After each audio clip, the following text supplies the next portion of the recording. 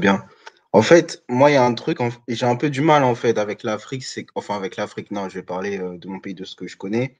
C'est que, vous savez, chez nous, mais je pense que vous l'avez un peu tous dans vos pays, enfin, il y a des coupures d'électricité tout le temps, en fait. Mais tout le monde est conscient que Délestage, délestage. Chacun oui, son voilà. tour. Plus maintenant au Sénégal. Le Bah, nous, on Sénégal a a des résolu le blackouts. problème. Ah, bon, Dans bah, tous c'est les bien. Bah. quartiers, dans tous les Sénégal, rec. Je taquine. Bah, nous, en tout cas, on a toujours des blackouts, etc., etc. Et en fait, moi, le truc qui me pose problème, c'est que, en fait, l'énergie, c'est le truc qui met, en fait, qui expose ou qui est censé, je dis bien censé, lever le voile sur, en fait, si vous voulez, la base des problèmes de la société africaine, en fait. Parce que l'énergie, enfin, c'est le truc central dans la vie, enfin, dans la vie moderne. Donc, moi, en fait, la question que j'ai envie de poser, c'est,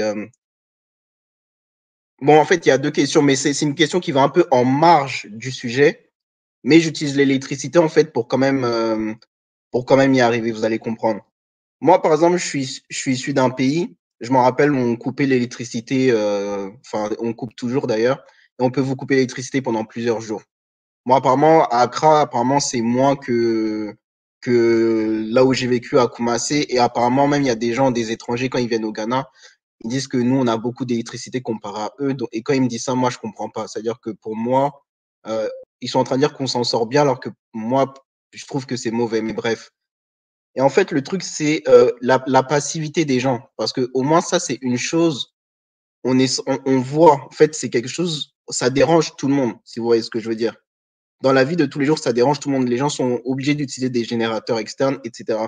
Et moi, ce que je comprends pas, c'est que dans un pays comme le Ghana, où j'ai l'impression, mais je ne sais pas si c'est qu'une impression, où il y a une liberté, je veux dire, tous les jours, on est dans un pays quand même où on insulte le président à la télévision ou dans les médias sans se faire attaquer ou quoi que ce soit. Enfin, je mets pas les choses sur le président.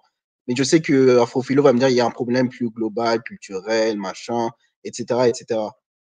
Mais maintenant, le truc, c'est que j'ai du mal à comprendre que ce problème d'énergie, c'est pas ce qui frappe la conscience des gens, si vous voulez, pour commencer à discuter des autres problèmes petit à petit. Et en fait, à votre avis, pourquoi?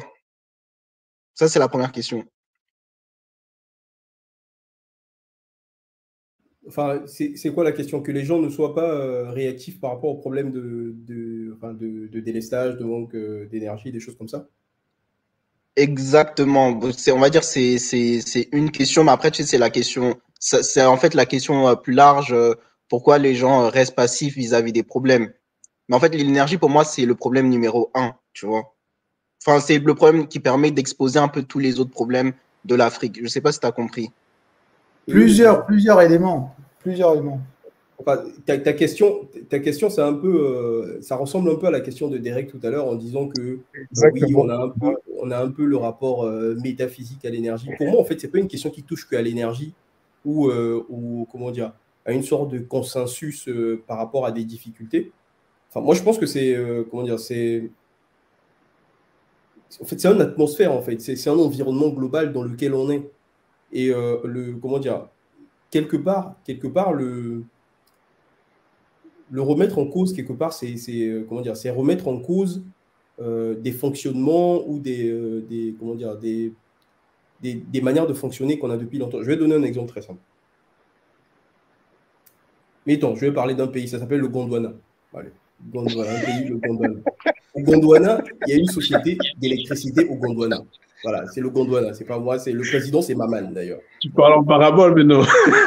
Non, non, c'est le président, c'est Maman, le pays s'appelle le Gondwana. C'est la SNEG, Société nationale d'électricité du Gondwana. L'électricité du Gondwana. Mais t'as tout compris. T'es rapide, toi, Chris. Tu sauras nommer. Vous pouvez dire la SNEL, c'est ça? C'est la SNEG, voilà. Et dans la SNEG, il se trouve que donc, la société avance, tout ça, très bien. Et donc, il y a eu une succession de directeurs de la SNEG qui sont nommés par des ministres de l'énergie ou quelque chose comme ça.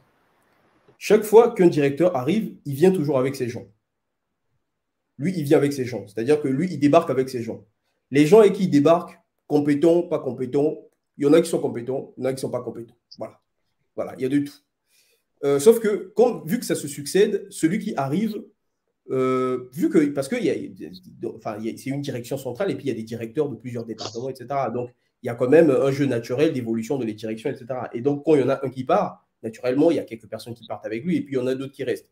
Ceux qui restent ont aussi la tendance à prendre des gens qui sont avec eux, qui font rentrer, etc. Ça fait que le mode de promotion dans la SNEG, ce n'est pas de la pure compétence. Clairement, il y a des gens compétents dedans, mais il y a beaucoup de gens qui ne sont pas incompétents, qui ne sont pas compétents. Voilà. Il y a les deux. Et ça peut se voir. Voilà, il n'y a pas de. Voilà, ça peut se voir. Donc, ça ne tourne pas bien. Le problème n'est pas l'énergie. Le problème, ce n'est pas la disponibilité d'énergie. Le problème, c'est une question de gestion.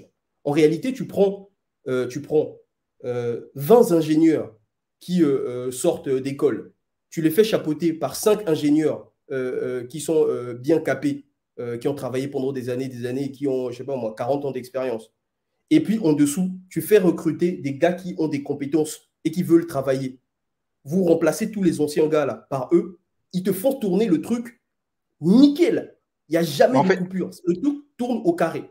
Sauf que le nouveau directeur qui en réalité a décidé de faire ça, c'est-à-dire emmener l'équipe de 5 ingénieurs très capés, plus les 20 ingénieurs qui sortent d'école, plus des gens qui recrutent, il ne peut pas le faire. Pourquoi il ne peut pas le faire? Parce que le jour où il va décider de le faire, il va avoir une armée de gens sur le dos.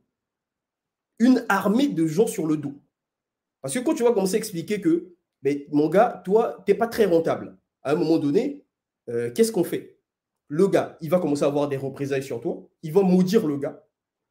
Lui, en le maudissant, il va faire maudire toute sa famille avec lui. Parce que bien évidemment, il y a des gens qui vivent de la famille, qui attendent son argent, etc. Ça fait que le mec, vu que lui-même aussi, bon, quelque part, c'est quand même un Africain, il est superstitieux. Donc le mec, il ne va plus dormir la nuit. Ça va être branle-bas de combat.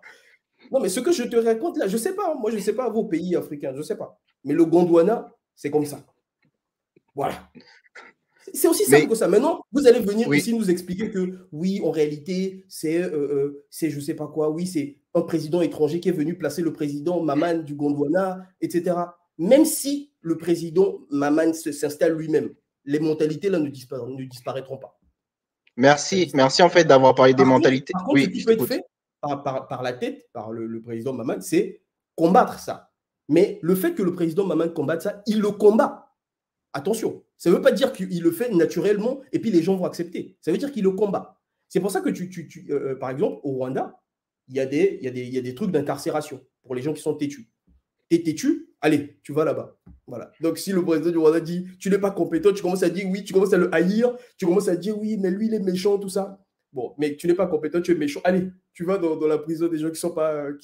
C'est ça. Et quand il y a des gens qui commencent à dire qu'en Afrique, effectivement, il faut être dur des fois, etc.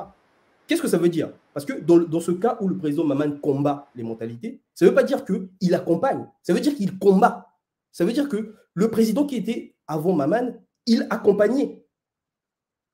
C'est ça qu'il faut comprendre. Et le nouveau combat. Donc, ça n'a rien à voir avec des forces extérieures ou quoi que ce soit. On est à un moment donné avec une élite qui, pour changer les choses, est obligée de combattre sa base. Et c'est là que tous les discours anti-néo-colonialo, panafricano, machin, ne disent jamais ça. Parce que les 3/4, ils ne vivent pas en Afrique. Ceux qui vivent en Afrique, à la limite, ils préfèrent même se tirer une balle dans le pied que dire la vérité. Et à la limite, ils marchent comme ça pour ne pas dire la vérité. Parce que la réalité, elle est là. Et c'est pour ça qu'il y a des gens qui sont un peu, par rapport à la situation du Rwanda, qui sont un peu, qui sont ambigus.